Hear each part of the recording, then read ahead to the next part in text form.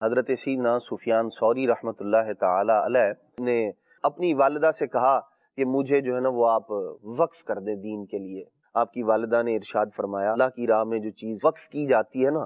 وہ اس کے شائن شان ہونی چاہیے، اور میں تم میں کچھ ایسا نہیں پاتی کہ میں اللہ کے لیے تمہیں وقف کر دوں۔ اچھا، اس کے اندر ہمارے لیے بھی درس ہے، سبق ہے کہ جب اللہ کے لیے کوئی چیز دینی ہے تو پھر ستھری ہونی چاہیے۔ وہ ویسے بھی ستھرے تھے لیکن یہاں ان کی تربیت چونکہ تربیت کے مراحل میں تھے اس لیے مزید تربیت کرنا مقصود تھی۔ ارشاد فرمایا بیٹا تیرے اندر کون سا ایسا وصف ہے کہ تجھے اللہ کی راہ میں وقف کر دیا جائے؟ بیٹے نے بھی پھر اس بات کو لیا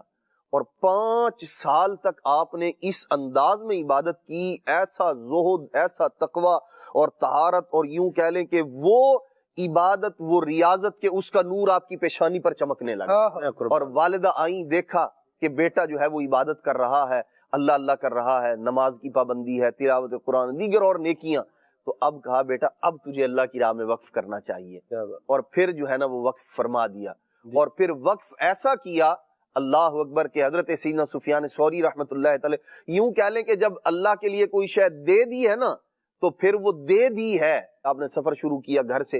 اور 10 سال تک سفر کے اندر ہے، مختلف ممالک میں سفر کیا، کوفہ سے آپ کا تعلق تھا اور کوفی الاصل ہی ہے، اور یہاں کوفہ اس زمانے میں علم کا مرکز تھا۔ اس وقت میں حضرت سیدنا سفیان ثوری رحمۃ اللہ تعالی نے وہاں بھی علم حاصل کیا، اور پھر سفر کرتے کرتے کرتے 10 سال میں مختلف علاقوں سے گزرتے گزرتے علم دین حاصل کرتے کرتے ایک دفعہ یاد آئی کہ والدہ کو ملتے ہیں، چل امی جان کو ملنے کے لیے آئے، اتفاق ایسا رات کے وقت پہنچے، اور جب آ کے دروازے پہ دستک دی، پوچھا کون؟ تو کہا آپ کا بیٹا سفیان۔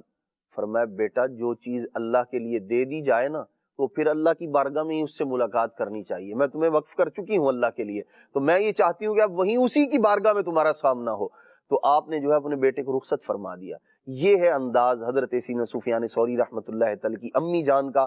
اور آپ فرماتے ہیں میری والدہ مجھے کہا کرتی تھی بیٹا تم علم دین حاصل کرو، میں چرخہ کاٹ کاٹ کے تمہارے اخراجات